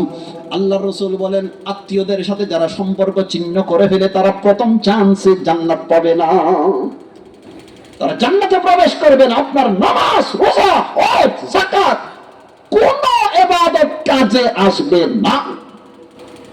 মৃত্যুর পর আপনাকে জাহান্নামে যেতেই হবে যদি আত্মীয়দের সাথে সুসম্পর্ক বজায় না রাখে। আমি প্রথম চান্সে জান্নাত পাবে না এই জন্য বলছি, আপনি যে গুনাহ করেছেন কবিরা গুনাহ, তওবা না করে যদি আপনি মারা যান, মৃত্যুর পর আপনি জান্নাতে যাবেন। তবে এই গুনাহের জন্য আল্লাহ পাক রব্বুল আলামিন যেই পরিমাণ শাস্তির ব্যবস্থা আল্লাহ রেখেছে, সেই পরিমাণ শাস্তি ভোগ করার পর যেহেতু আপনার মধ্যে ঈমান আছে, আমল আছে, সেজন্য শেষমেশ আল্লাহ আপনাকে জান্নাত দিবে। কিসের কারণে? ঈমানের কারণে। কিন্তু আগে জাহান্নামে যেতে হবে। কিসের কারণে? আত্মীয়দের সাথে সম্পর্ক ক্যান্সেল করার কারণে, তাদের সাথে সম্পর্ক অটুট না রাখার কারণে। আবার আমাদের সমাজে কিছু মানুষ এমন আছে, তারা বলে কই হুজুর আমরা কেন তাদের সাথে সম্পর্ক রাখবো, তারা তো আমাদের সাথে সম্পর্ক রাখে না। তারা আসলে আমাদের মেজবানিতে, তারা আসলে আমরা যাব, তারা সালাম করলে আমরা সালাম করব, তারা আমাদের বাড়িতে আসলে আমরা তাদের বাড়িতে যাব। তারা আসে না সেজন্য আমরাও যাই না, তারা আমাদেরকে দেখলে সালাম করে না, আমরাও সেজন্য সালাম করি না। আল্লাহ রাসূল বলেন সে আসলে আপনি করবেন, সে মাতালে আপনি মাতাবেন, সে খাওয়াইলে আপনি খাওয়াবেন। এটাকে তো বিনিময় বলা হয়, এটাকে তো কি বলা হয়? বিনিময় বলা হয়। আল্লাহ রাসূল বলেন লাইসাল ওয়াসিলু বিল মুকাফি, তুমি আসলে আমি যাব, তুমি সালাম করলে আমি সালাম করব, তুমি মাতাইলে আমি মাতাবো, তুমি আমার বাড়িতে আসলে তখন আমি তোমার বাড়িতে যাব, এটাকে বলা হয় বিনিময়। এটা আত্মীয়তার সম্পর্ক বজায়কারী নয়। ওয়ালাকিন্নাল ওয়াসিল আল্লাযী ইযা কাতাআত রাহিমুহু ওয়াসালাহা, আল্লাহ রাসূল বলেন প্রকৃত আত্মীয়তার সম্পর্ক বজায়কারী হলো সেই ব্যক্তি, আত্মীয় যদি তার সাথে সম্পর্ক ছিন্ন করে ফেলে তারপরেও সে তার সাথে সম্পর্ক বজায় রাখে। আমার ফুফু আমার বাড়িতে আসতেছে না, কিন্তু আমি আমার ফুফুকে দেখার জন্য যাব। আমার মামা আমার বাবার সাথে একটু মনোমালিন্য হয়েছে, সেই জন্য আমাদের বাড়িতে আসতেছে না, না আসলে না আসুক, তারপরেও আমার দায়িত্ব হলো আমার মামার বাড়িতে গিয়ে মামাকে সালাম করা, কেমন আছে না আছে জিজ্ঞাসা করা। আমার আত্মীয় স্বজন আমার বাড়িতে না আসলেও আমি তাদের বাড়িতে যাব। আল্লাহর রাসূল বলেন তাকে বলা হয় আত্মীয়তার সম্পর্ক। আত্মীয়তার সম্পর্ক বজায়কারী তাকেই বলা হয়। আত্মীয়রা যদি সম্পর্ক ছিন্ন করে ফেলে তারপরেও সেই সম্পর্কটাকে জুড়ে রাখে, তাকেই বলা হয় আত্মীয়তার সম্পর্ক বজায়কারী। আল্লাহ আমাদেরকে সেই রকম হবার তৌফিক দান করেন, আমিন। আত্মীয়দের সাথে সুসম্পর্ক বজায় রাখলে লাভটা কি? হাদিস শরীফ আছে, আল্লাহ রাসূল বলেন ক্বালা রাসূলুল্লাহ সাল্লাল্লাহু আলাইহি ওয়াসাল্লাম ইন্না সিলাতার রাহিম মাহাব্বাতুন ফিল আহলি মাসরাতুন ফিল মালি মানসাআতুন ফিল আসার আও কামা ক্বালা নবী আলাইহিস সালাতু ওয়াস সালাম। আল্লাহ রাসূল বলেন আত্মীয়দের সাথে সুসম্পর্ক যদি আপনি বজায় রাখেন, আত্মীয়র মাঝে মায়া মহব্বত অটুট থাকবে। মাসরাতুন ফিল মাল, আল্লাহ আপনার সম্পদ বাড়াই দিবে। মানসাআতুন ফিল আসার, আপনার হায়াত বাড়াই দিবে।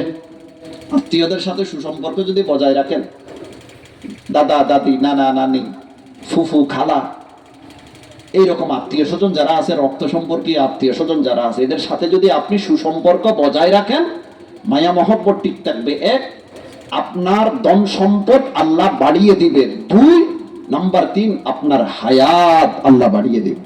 ওই হুজুর দুনিয়াতে আসার সময় 70-80 একটা সময় তো নিয়ে এসেছি, বাড়িয়ে দেওয়ার অর্থটা কি? এটার অনেক অর্থ আছে। একটা অর্থ হলো হায়াত যতটুকু আছে, 70 বছর বা 80 বছর যতটুকু আপনি নিয়ে আসছেন অতটুকুই নির্ধারিত থাকবে, কিন্তু এই সময়টার মধ্যে এর চেয়ে দ্বিগুণ হায়াত দিলে যে পরিমাণ আপনি নেক আমল করতেন, সেই পরিমাণ নেক আমল করার আল্লাহ আপনাকে তৌফিক দান করবে। আরেক হাদিসে আল্লাহর রাসূল বলেন ক্বালা রাসূলুল্লাহ সাল্লাল্লাহু আলাইহি ওয়াসাল্লাম মান সাররাহু আন ইউমাদ্দা লাহু ফি উমরিহি ওয়া ইউওয়াসসা লাহু ফি রিজকিহি ফালইয়াত্তাকিল্লাহা ওয়াল ইয়াসিল রাহিমা আও কামা ক্বালা নবী আলাইহিস সালাতু ওয়াস সালাম। আল্লাহ রাসূল বলেন যে ব্যক্তি নিজের আয়ু বৃদ্ধি এবং জীবিকার সচ্ছলতা এবং অপমৃত্যু থেকে বাঁচতে চায়, নিজের হায়াত বাড়ুক, হায়াত লম্বা হোক, রিজিক বৃদ্ধি হোক, অপমৃত্যু থেকে বাঁচতে যে ব্যক্তি চায়, আল্লাহ রাসূল বলেন সে যেন আল্লাহকে ভয় করে এবং আত্মীয়দের সাথে সুসম্পর্ক বজায় রাখে।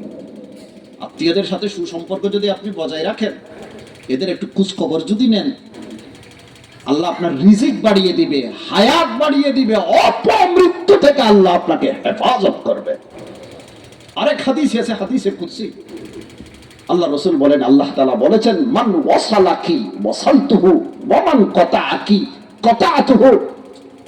যে ব্যক্তি আত্মীয়দের সাথে সুসম্পর্ক বজায় রাখবে, আমি আল্লাহ তার সাথে সুসম্পর্ক বজায় রাখবো। যে ব্যক্তি আত্মীয়দের সাথে সম্পর্ক ক্যান্সেল করে ফেলবে, আমি আল্লাহ তার সাথে সম্পর্ক সম্পূর্ণ ক্যান্সেল করে ফেলবো। আল্লাহ আমাদেরকে আত্মীয়দের সাথে সুসম্পর্ক বজায় রাখার তৌফিক দান করেন। এই আমলটা আজকে থেকে কে কে করবেন একটু হাত তুলে দেখান তো। আল্লাহ এই হাতগুলোকে আপনি কবুল করেন। আমিন। وبالوالدين إحسانا وبذي القربى واليتامى والمساكين। 3 নাম্বার শেষ হয়েছে, 4th নাম্বার, বাকিগুলো খুব সংক্ষেপে বলে ফেলবো। আল্লাহ তাআলা বলেন ইতিম মিসকিন যারা আছে তাদের সাথে ভালো আচরণ করেন। 4 নাম্বার শেষ। 5 নাম্বার, ওয়াল জারি বিল কুরবা ওয়াল জারিল জুনুব। আল্লাহ তাআলা বলেন প্রতিবেশীর সাথে ভালো আচরণ করুন। কার সাথে? প্রতিবেশীর সাথে। আত্মীয় প্রতিবেশী, অনাত্মীয় প্রতিবেশী, অথবা মুসলিম প্রতিবেশী, অমুসলিম প্রতিবেশী, সকলের সাথে ভালো আচরণ করতে হবে। আপনার প্রতিবেশী মৌলিকভাবে আপনার কাছে 2টি হক পায়। বলুন তো কতটি হক পায়?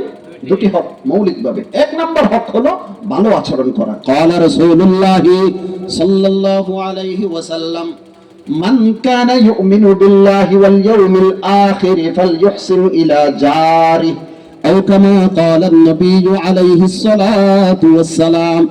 আল্লাহ রাসূল বলেন যে ব্যক্তি আল্লাহকে বিশ্বাস করে, পরকালকে বিশ্বাস করে, সে যেন প্রতিবেশীর সাথে ভালো আচরণ করে।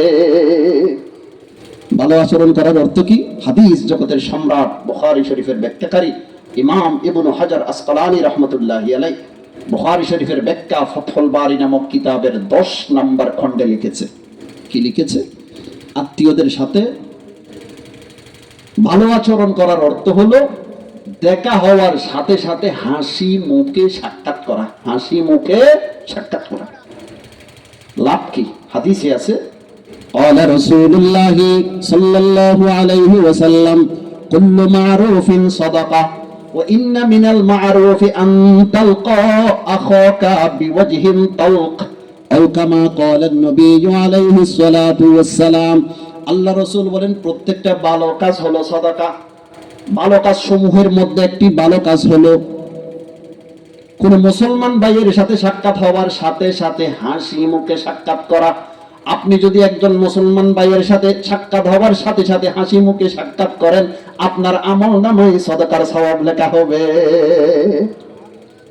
আপনার সাথে আমার দেখা হলো, ভাই কেমন আছেন, আসসালামু আলাইকুম, এতটুকু একটু মুস্কি হাসি দিলাম, আমলনামায় সাদাকার সওয়াব লেখা হবে। কিন্তু শয়তান আমাদেরকে আমলগুলো করতে দেয় না, ডিঙাই খালি এই আমলগুলো করতে দেয় না শয়তান আমাদেরকে। আজকে থেকে প্রতিবেশীর সাথে যখন সাক্ষাৎ হবে, আত্মীয় স্বজনের সাথে যখন সাক্ষাৎ হবে, হাসি মুখে সাক্ষাৎ করবেন তো ইনশাআল্লাহ। নাম্বার 2, তাদেরকে দেখলে সালাম করব।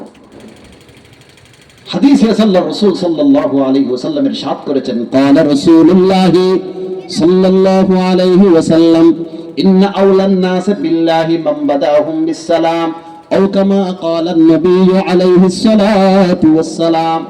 আল্লাহ রাসূল বলেন কাল হাসরের ময়দানে আল্লাহ তাআলার সবচেয়ে নিকটবর্তী থাকতে পারবে সেই ব্যক্তি যে আগে সালাম দিয়ে দেয়। আমাদের সমাজে দেখবেন মানুষ সালাম নেওয়ার জন্য প্রতিযোগিতা করে, সালাম দেওয়ার জন্য প্রতিযোগিতা করে না। কারণ আমাদের দেশের মানুষে মনে করে সালাম দিলে দাম কমে যায়, নিলে দাম বাড়ে। সালাম দিলে দাম কমে যায়, নিলে দাম বাড়ে। সেজন্য সালাম দিতে চায় না, সালাম কালি নিতে চায়। সালাম দিতে চায় না, সালাম কালি নিতে চায়। আপনি চেয়ে রয়েছেন আমি সালাম দিই কিনা, আমি চেয়ে রয়েছি আপনি সালাম দেন কিনা। এই চাইতে চাইতে আপনিও আমাকে করস করলেন, আমিও আপনাকে করস করে ফেললাম। আপনিও সালাম দিলেন না, আমিও সালাম দিলাম না। আর নবীজি বলেন কাল হাসরের ময়দানে আল্লাহ তাআলার সবচেয়ে নিকটে থাকতে পারবে সেই ব্যক্তি, যেই ব্যক্তি সবাইয়ের আগে সালাম দিয়ে দেয়। আজকে থেকে সালাম নেওয়ার জন্য প্রতিযোগিতায় নামবো না দেওয়ার জন্য প্রতিযোগিতায় নামবো? দেওয়ার জন্য। সে যেন আমার আগে সালাম দিতে না পারে, সে যেন আমার আগে সালাম দিতে না পারে। প্রত্যেকে যদি এই নিয়তটা যদি করি যে তার আগে আমি দিয়ে ফেলবো, তার আগে আমি দিয়ে ফেলবো, এরপরেও যদি সে আপনার আগে দিয়ে ফেলে আপনার আমল নামায় সওয়াব লেখা হবে। এরপর প্রতিবেশীর সাথে যখন সাক্ষাৎ হবে মুসাফাহা করব। হাদিসে আছে দুজন মুসলমান সাক্ষাতের পর যদি মুসাফাহা করে, দুই হাত পৃথক করার আগে আগে, এরা দুইজন পৃথক হওয়ার আগে আগে দুইজনের সমস্ত সগীরা গুনাহ আল্লাহ মাফ করে দেন। قال رسول الله صلى الله عليه وسلم ما من مسلمين يلتقيان فيتصافحان إلا غفر لهما قبل أن يفترقا أو كما قال النبي عليه الصلاة والسلام। আল্লাহ রাসূল বলেন দুজন মুসলমান সাক্ষাৎ হওয়ার পর যখন নাকি মুসাফাহা করে, দুজন পৃথক হওয়ার আগে আগে আল্লাহ উভয়ের জীবনের সমস্ত সগীরা গুনাহ মাফ করে দেন। প্রতিবেশীর এক নাম্বার হক হাসি মুখে সাক্ষাৎ করা, সালাম করা, মুসাফাহা করা, কেমন আছে না আছে জিজ্ঞাসা করা, অবস্থা সম্পর্কে জিজ্ঞাসা করা, পরিবারে যারা আছে তারা কেমন আছে জিজ্ঞাসা করা। এরপর সামর্থ্য থাকলে হাদিয়া দেওয়া, সামর্থ্য থাকলে হাদিয়া দেওয়া, অসুস্থ হলে দেখতে যাওয়া, মারা গেলে জানাজায় যাওয়া, ফকির মিসকিন হলে তাদের পাশে দাঁড়ানো। এগুলো হলো প্রতিবেশীর হক, এগুলো হলো প্রতিবেশীর হক। বলুন তো একজন প্রতিবেশী মৌলিকভাবে কতটি হক পায়? খেয়ে ফেলছেন দুটি। এক নাম্বার হলো ভালো আচরণ করা, এতক্ষণ পর্যন্ত ভালো আচরণ নিয়ে আলোচনা করেছে। দুই নাম্বার ক্বালা রাসূলুল্লাহি সাল্লাল্লাহু আলাইহি ওয়াসাল্লাম মান কানা ইউমিনু বিল্লাহি ওয়াল ইয়াউমিল আখির ফালা ইউযি জারাহ। আল্লাহ রাসূল বলেন যে ব্যক্তি আল্লাহকে বিশ্বাস করে, পরকালকে বিশ্বাস করে, সে যেন প্রতিবেশীকে কষ্ট না দেয়। আমরা কি প্রতিবেশীর সাথে ভালো আচরণ করি না কষ্ট দিই? কষ্ট দিই। ময়লা আবর্জনা সব পলিথিনের মধ্যে পেঁচাইয়া প্রতিবেশীর উঠানে রেখে দিই রাত্রে। এবারে এরা সকালে উঠতে ইংলিশ ভাষায় যা বলার থাকে বলে, ইংলিশ ভাষায়। রাতে বৃষ্টি পড়েছে, নালীটা এমন ভাবে ফিট করেছি যাতে সব ময়লা আবর্জনা তাদের উঠানে গিয়ে একত্রিত হয়। এটা কি ভালো আচরণ করেছেন আপনি? না। শুধু তাই নয়, হাদিস শরীফে আছে আল্লাহ রাসূল বলেন আপনি যখন ঘর নির্মাণ করবেন এত বেশি উঁচু করবেন না, যতটুকু উঁচু করলে আপনার পাশে যে আপনার প্রতিবেশী আছে তার ঘরে আলো বাতাস বন্ধ হয়ে যায়, এতটুকু উঁচু করার অনুমতিও আপনার নেই। লা তারফা বিনাআকা ফাওকা বিনাইহি হাত্তা তাসুদ্দা আলাইহি রিহ। এত বেশি উঁচু করবে না, যতটুকু উঁচু করলে আপনার প্রতিবেশীর ঘরে আলো বাতাস বন্ধ হয়ে যায়, কারণ আলো বাতাস বন্ধ হয়ে গেলে তারা কষ্ট পাবে।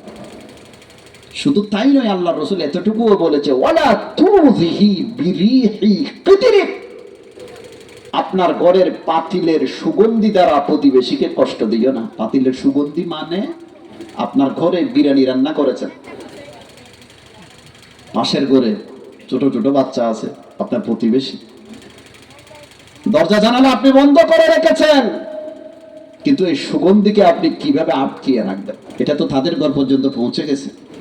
তো ছোট ছোট বাচ্চারা, প্রতিবেশীর বাচ্চারা বলতে আম্মু আমাদের ঘরে কোন দিন বিরিয়ানি রান্না করবেন? এই যে সুগন্ধি আসতেছে। বাবা একটু সবর করো, তোমার বাবার হাতে যখন টাকা আসবে আমরাও মুরগি কিনে কি করব?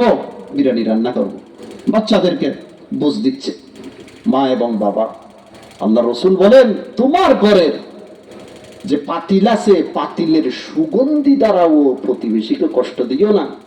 ইল্লা আন তাগরিফা লাহু মিনহু, এক চামচ বিরিয়ানি পাশের বাড়িতে পৌঁছিয়ে দাও। এটাকে বলা হয় ইসলাম, এটাকে বলা হয় ইসলাম।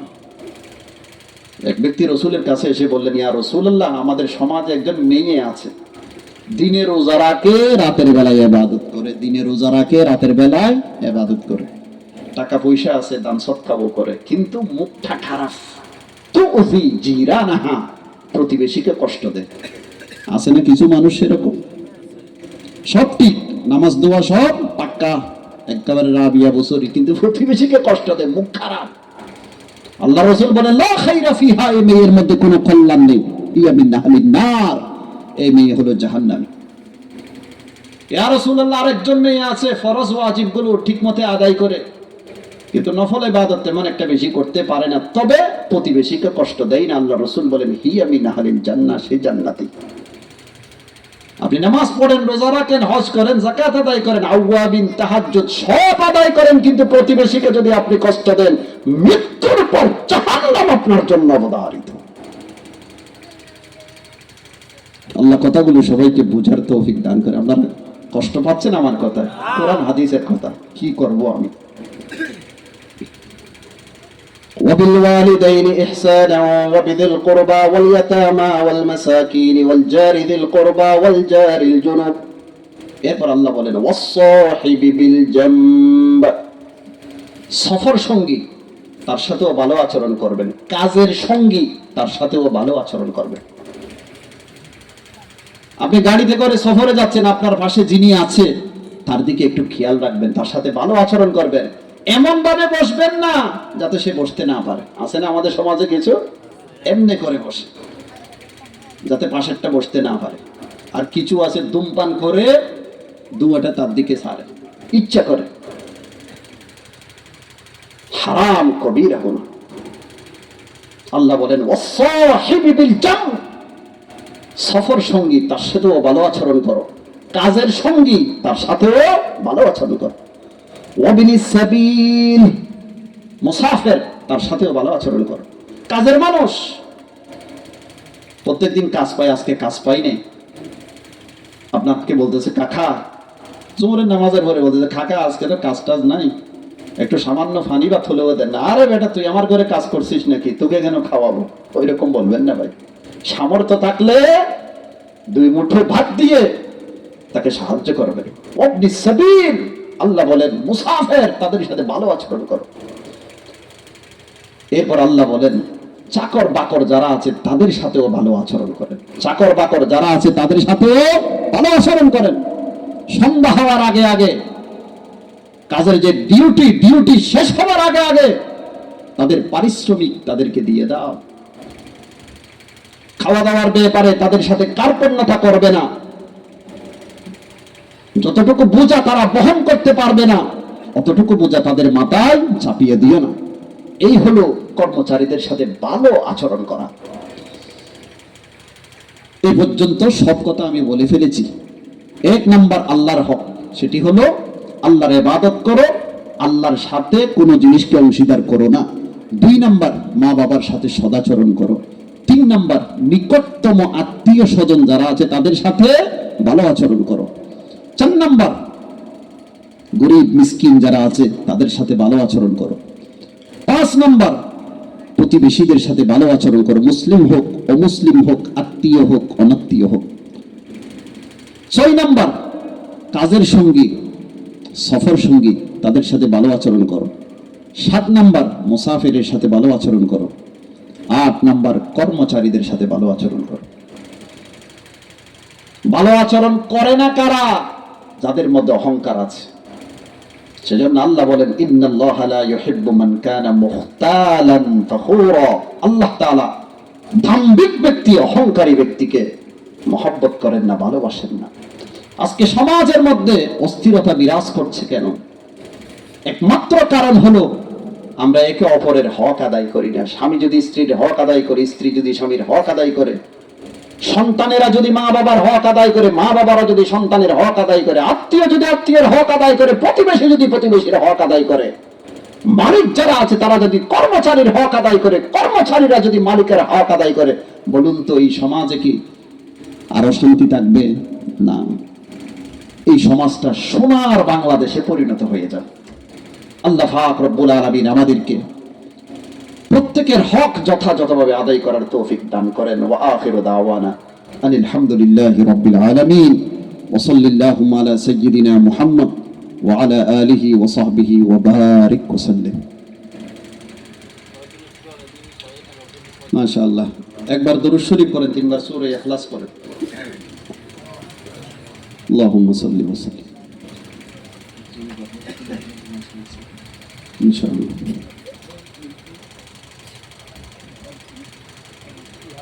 الحمد لله رب العالمين والصلاة والسلام على أشرف الأنبياء والمرسلين وعلى آله وصحبه أجمعين. اللهم اغفر لنا فإنك خير الغافرين، اللهم ارحمنا فإنك خير الراحمين، اللهم ارزقنا فإنك خير الرازقين، اللهم احفظنا فإنك خير الحافظين. ربنا ظلمنا أنفسنا وإن لم تغفر لنا وترحمنا لنكونن من الخاسرين. ربنا آتنا في الدنيا حسنة وفي الآخرة حسنة وقنا عذاب النار. يا رب العالمين, আমরা কিছু গুনাহগার বান্দা আপনার দরবারে হাত তুলেছি।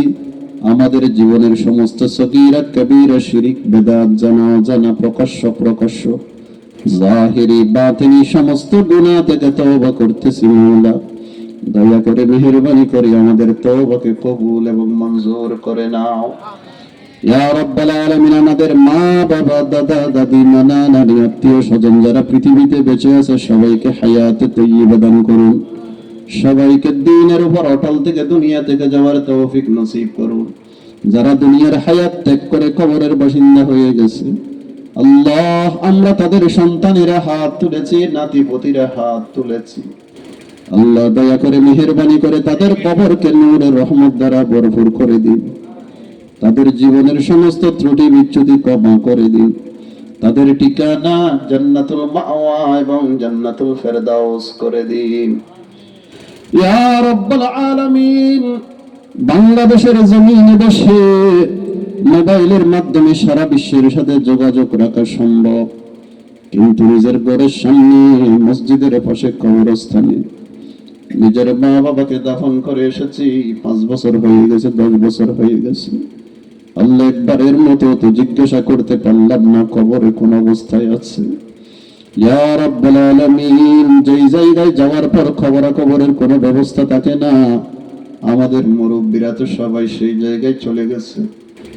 আমরা তাদের সন্তানেরা নাতিপতিরা হাত তুলেছি। আল্লাহ দয়া করে মেহেরবানি করে তাদের জীবনের সমস্ত গুনাহ মাফ করে দাও। আল্লাহ তাদের ঠিকানা জান্নাতুল মাওয়া এবং জান্নাতুল ফেরদাউস করে দাও। ইয়া রাব্বাল আলামিন, আজকের মজলিসে অনেক দাড়ি পাকনা মুরব্বিদের সাথে হাত তুলেছি, অনেক মাসুম নাবালিগ বাচ্চাদের সাথে হাত তুলেছি। আল্লাহ, আমাদের ঈমান আমলের উসিলায় যার হাতকে আল্লাহ আপনি কবুল করেছেন, তার উসিলায় আমাদের জীবনের সমস্ত গুনাহ মাফ করে দাও। ইয়া রাব্বাল আলামিন, আমাদের মাঝে যারা অসুস্থ ব্যক্তি আছে, মাওলা দয়া করে মেহেরবানি করে সব ধরনের রোগ থেকে সবাইকে শিফায়ে কামেলা আজলা নসিব করুন। ইয়া রাব্বাল আলামিন, আমরা যারা সুস্থ আছি আপনি সুস্থ রেখেছেন, মৃত্যু পর্যন্ত সুস্থ থেকে আপনার ইবাদত বন্দেগী করার তৌফিক নসিব করুন।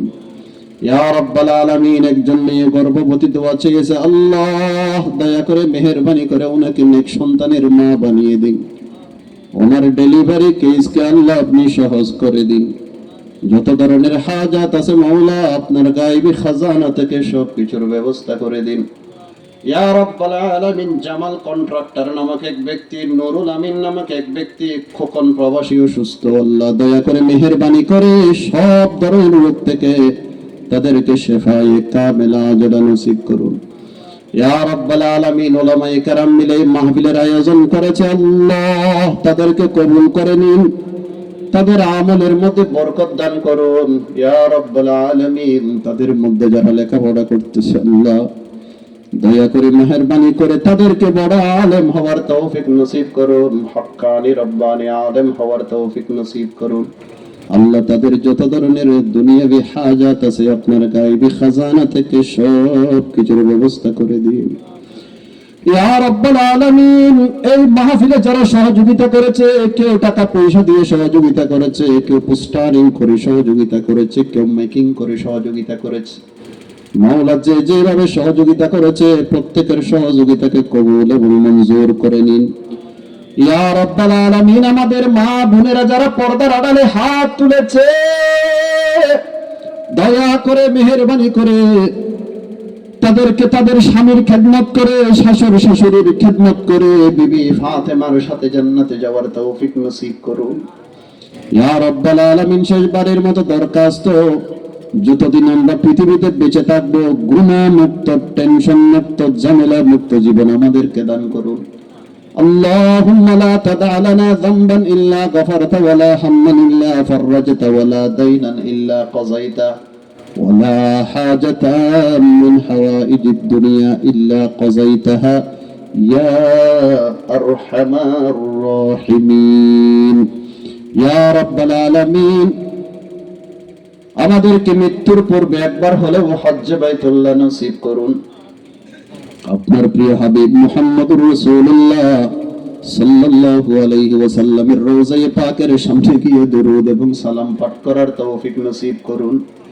দেখা দে ইয়া ইলাহি ও মদিনা कैसी बसती है, দেখা দে ইয়া ইলাহি ও मदीना कैसी बसती है, जहाँ रात दिन मौला तेरी रहमत बरसती है, जहाँ रात दिन मौला तेरी रहमत बरसती है। या रब्बल आलमीन, आखिरी दरखास्त যার পরে আর কোনো দরখাস্ত থাকতে পারে না। মৌলা শেষ নিঃশ্বাস ত্যাগ করার সময় আমাদেরকে কালিমায়ে তাইয়্যিবা লা ইলাহা ইল্লাল্লাহ, লা ইলাহা ইল্লাল্লাহ, লা ইলাহা ইল্লাল্লাহ,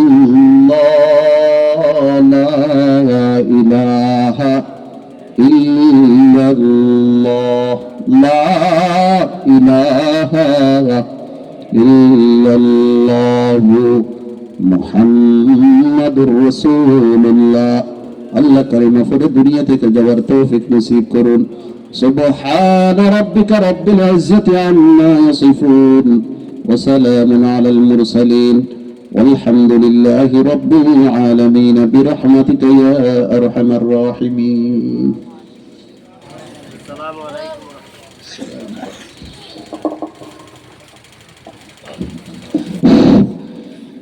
সম্মানিত দিনদার মুসল্লিয়ান ইকরাম, শ্রোতাবিন্দু, মুসলমান ভাই বোনেরা, আপনারা দূর দূরান্ত থেকে আজকের মাহফিলে এসে মাহফিলকে প্রাণবন্ত করেছেন। এজন্য বালিয়াদি উলামা পরিষদের পক্ষ থেকে আপনাদের কৃতজ্ঞতা প্রকাশ করছি। শুকরান জাযাকাল্লাহ। আল্লাহ তাআলা আপনাদেরকে, আমাদের সবাইকে প্রত্যেকের হায়াতে, আলমে, আমলে, রিজিকে অফুরন্ত বরকত দান করুক। যাহা আলোচনা হয়েছে আমাদেরকে আমল করার তৌফিক দান করুক। সম্মানিত দিনদার মুসলমান ভাইরা, একটি দিনী আলান শুনি। আগামী 27 নভেম্বর ঐতিহ্যবাহী বালিয়াদি খাদেমুল উলুম মাদ্রাসার বার্ষিক সালানা জলসা আপনাদের সকলের প্রতিদিনই দাওয়াত রইল।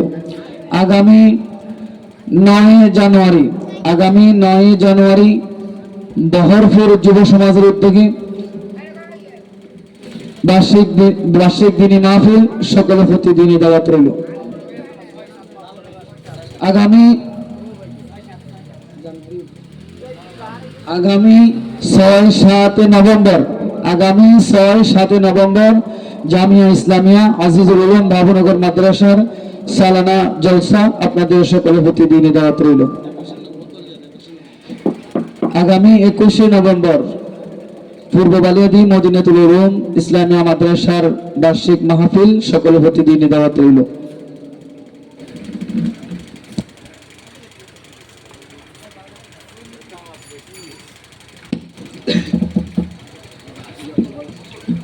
আমরা যারা ওলামা পরিষদের সদস্য রয়েছি, আমরা সকলে প্যান্ডেলের ভিতর চলে আসি।